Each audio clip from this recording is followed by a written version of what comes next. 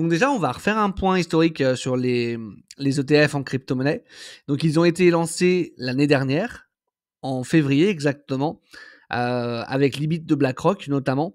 Et aujourd'hui, à l'heure actuelle, donc c'est plus de 112 milliards d'encours sous gestion juste pour les ETF Bitcoin. Et donc, sur ces 112 milliards, l'IBIT, qui est donc l'ETF Bitcoin de BlackRock, totalise plus de 50% des parts de marché. Et donc, je voulais vous montrer un truc qui est quand même assez incroyable. En effet, à l'heure où je tourne cette vidéo, on est à une capitalisation sur les ETF Bitcoin d'environ 112 milliards, parce qu'en fait, le prix du Bitcoin a retracé un petit peu depuis son plus haut qui était donc en décembre 2024. Et donc forcément, les encours sous gestion des ETF Bitcoin ont également diminué un petit peu. Mais il faut savoir que en décembre, au moment où Bitcoin a fait son dernier ATH, l'encours sous gestion des ETF Bitcoin était de 129,25 milliards de dollars. Et donc, comme vous le voyez à l'écran, selon Vettel Lunde, je ne sais pas si ça se dit comme ça, directeur de la recherche chez K33 Research, les ETF basés sur l'or aux États-Unis totalisaient 128,88 milliards de dollars d'actifs sous gestion. Ce qui veut dire que les ETF Bitcoin, en moins d'un an, ont dépassé la valorisation des ETF adossés à l'or. Je ne sais pas si vous vous rendez compte, c'est exceptionnel. Voilà, donc je pense qu'avec les chiffres qu'on vient de voir, on peut dire qu'effectivement, les ETF ont quand même marqué un tournant dans l'histoire de la crypto et sont indéniablement un énorme succès. Allez, on va poursuivre. Alors du coup, ces ETF crypto, ils sont interdits en Europe. On va voir tout de suite pourquoi. En fait, ils sont interdits parce que la réglementation européenne, donc la réglementation UCITS, qui signifie Undertakings for Collective Investment in Transferable Securities, ne permet pas de proposer des ETF où il n'y a qu'un seul actif. On peut par exemple avoir un ETF sur le CAC 40 parce que là, il y a 40 entreprises au sein de cet ETF. Un ETF Bitcoin, ce n'est pas possible parce qu'il n'y a que le Bitcoin. Donc, vous ne pouvez pas souscrire d'ETF crypto en Europe, que ce soit l'IBIT de BlackRock ou les autres. Vous ne les trouverez pas, ils ne seront pas éligibles à vos comptes titres. Cependant, les institutionnels ont lancé d'autres types de produits comme les ETP ou les ETN qui fonctionnent sur les mêmes principes que les ETF et qui permettent de s'exposer aux cryptoactifs. Donc en fait, vous pouvez investir sur des ETP Bitcoin ou sur des ETN Bitcoin. Donc les ETP et les ETN, pour faire très simple, c'est la même grande famille que les ETF. Ce sont des fonds cotés en bourse et ça fonctionne à peu près de la même manière. On ne va pas rentrer dans les détails plus que ça dans cette vidéo. Mais en tout cas, voilà, sachez qu'en Europe, vous avez donc ce type de fonds qui existe pour vous exposer au Bitcoin sans acheter du Bitcoin sur une plateforme comme Binance, par exemple. Donc, ces produits ont pour le moment un succès très modéré, puisqu'ils ont moins de 18 milliards d'encours sous gestion, en sachant qu'ils sont bien plus vieux que les ETF spot, comme celui de BlackRock qu'on a vu tout à l'heure, par exemple. Alors, cela pourrait prochainement changer, puisqu'il y a des rumeurs qui circulent sur le fait que BlackRock pourrait bientôt proposer un ETF BTC en Europe. Donc ce ne serait pas un ETF, bien évidemment, ce serait un ETP. Mais en tout cas, voilà, depuis le début février, là, il y a des rumeurs qui circulent, qui viennent de médias économiques très réputés, qui disent que voilà, BlackRock pourrait débarquer sur le marché européen et lancer un de ses produits. Et peut-être que là, du coup, il y aurait un succès qui serait bien plus conséquent que ce qu'on a eu jusqu'à maintenant. Parce qu'en fait, BlackRock, aujourd'hui, c'est la première société de gestion au monde. Ils ont plus de 11 000 milliards d'actifs sous gestion. Et quand ils débarquent sur un marché, sur un secteur ou sur un type de produit, c'est pas pour jouer au Playmobil. Ils sont vraiment là pour faire du volume. Et je pense que si vraiment ils décident de lancer ce type de produit, peut-être que ça aura bien plus de succès que tout ce que les autres ont réussi à faire jusqu'à maintenant. À savoir que, bien évidemment, comme je vous ai dit, aujourd'hui, ce ne sont que des rumeurs. Potentiellement, ça ne sera pas le cas. Et donc, on va se retrouver sur un site tout de suite pour vous montrer un petit peu déjà le nombre de produits qu'il existe en Europe pour pouvoir investir quand même sur les cryptoactifs. Donc, on se retrouve ici sur le site JustETF, qui est donc un sélecteur d'ETF. Et donc, vous voyez, sous l'onglet crypto-monnaie ici, vous avez donc 78 produits qui existent. Donc vous voyez, CoinShares Physical Bitcoin, Bitwise Physical Bitcoin, ETP, vous voyez, c'est les noms dont on a parlé tout à l'heure. Wisdom Tree, 21 Shares, Solana. Il n'y a pas que des produits sur Bitcoin, hein, vous voyez, vous avez du Solana ici, vous avez du BNB ici, vous avez du XRP ici, vous avez du Nasdaq Crypto Index. Alors je ne sais pas du tout ce que regroupe ce genre de produit, mais vous voyez donc, les sociétés de gestion n'ont pas attendu l'arrivée de BlackRock pour développer ce genre de produit.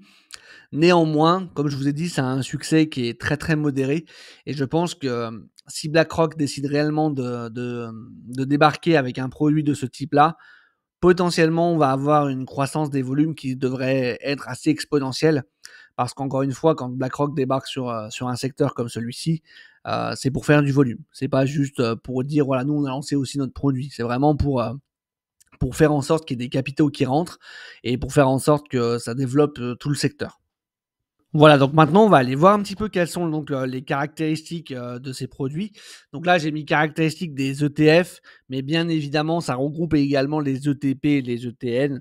On va partir du principe que ce sont les mêmes produits et on va voir en fait quelles sont leurs caractéristiques propres par rapport au fait de détenir de la crypto-monnaie en direct.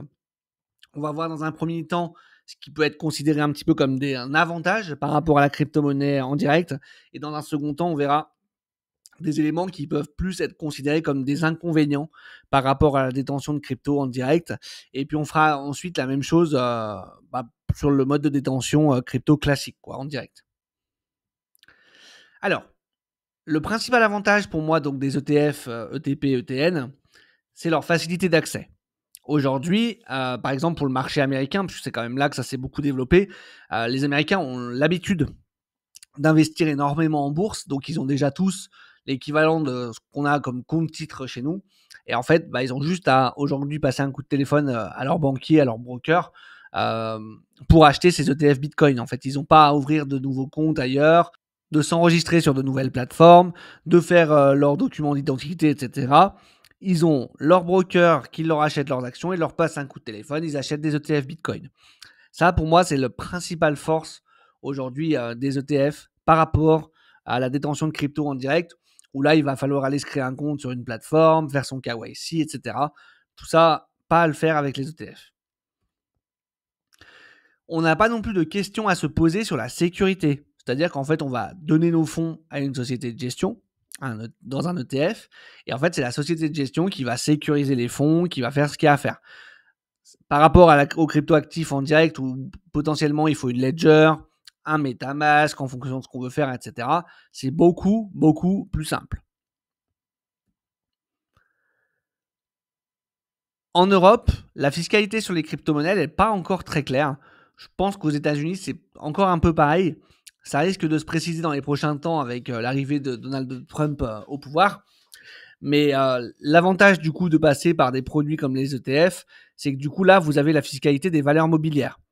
Par exemple, si je prends l'exemple de la France aujourd'hui, si vous achetez un ETF CAC 40, S&P 500 ou ce que vous voulez, le jour où vous le revendez, vous avez 30% d'imposition sur la plus-value. Et donc, en passant sur un ETF, un ETP ou un ETN Bitcoin, c'est exactement la même fiscalité. Vous n'avez pas de questions à vous poser là-dessus. C'est la fiscalité des valeurs mobilières. Et également, aujourd'hui, comme je vous ai montré, vous avez vu tout à l'heure sur le site JustETF, vous pouvez investir dans d'autres produits que le Bitcoin. Vous avez, que ce soit en Europe ou aux États-Unis d'ailleurs. Aux États-Unis, vous avez des ETF spot avec déjà donc le Bitcoin et l'Ether.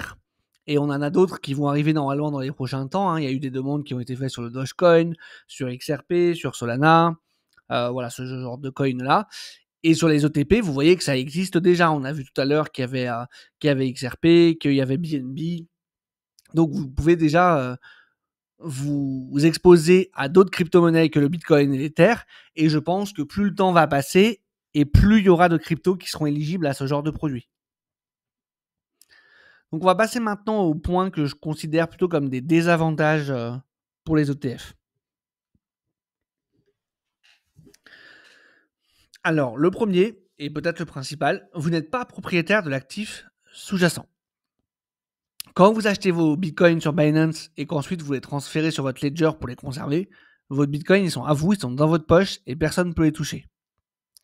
Quand vous achetez une part d'ETF BlackRock, par exemple, bah en fait, vous allez être propriétaire d'une partie de l'ETF de BlackRock, mais absolument pas des bitcoins que BlackRock a en coffre pour faire valoir en fait la contrepartie. Parce que Bitcoin, c'est l'actif sous-jacent de l'ETF. Et donc, c'est BlackRock qui va acheter les bitcoins au fur et à mesure où les investisseurs privés vont acheter des parts d'ETF pour valider la corrélation en fait c'est comme en fait un ETF sur l'or. Quand vous achetez un ETF sur l'or, en fait, vous savez que la société qui émet cet ETF, elle est obligée d'avoir l'équivalent en or dans ses coffres pour être sûr que la réplication se fasse bien correctement. C'est pareil pour le Bitcoin. Et en fait, vous n'êtes pas autant propriétaire de votre Bitcoin en passant par un ETF que si vous l'achetez en direct. Vous rajoutez un risque de contrepartie supplémentaire là où il n'y a pas lieu d'en avoir, puisqu'effectivement, même si ça a bien évolué depuis, la crypto-monnaie à la base, ça a quand même été créé en grande partie pour supprimer ce risque de contrepartie.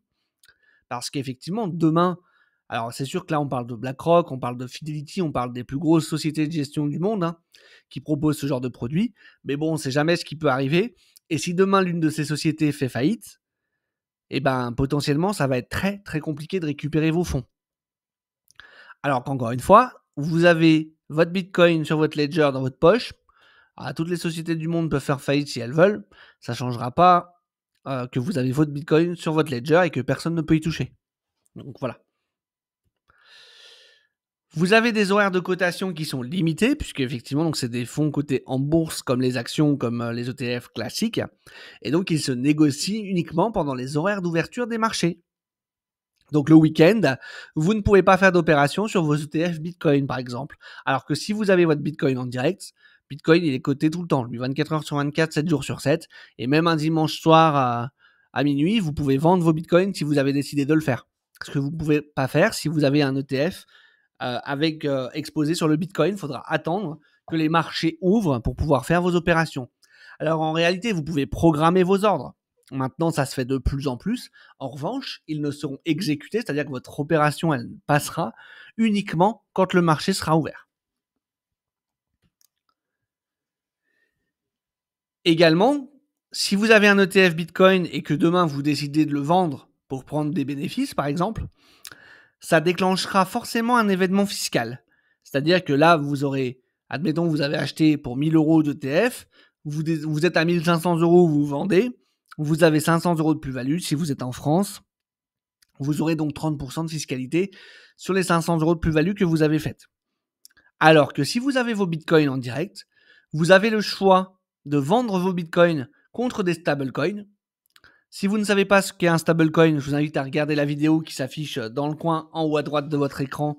J'ai fait une vidéo pour expliquer du début à la fin ce qu'est un stablecoin et comment ça fonctionne. Et donc, si vous vendez votre Bitcoin contre des stablecoins, vous ne sortez pas du marché des crypto-monnaies et ça ne déclenche pas donc d'événement fiscal. Ce qui veut dire que vous pouvez vendre vos Bitcoins, passer sur des stablecoins, rester sur vos stablecoins pendant quelques mois parce que vous estimez que le marché va corriger. Et une fois que cette correction est passée, réinvestir à nouveau ces stablecoins en Bitcoin à nouveau, par exemple.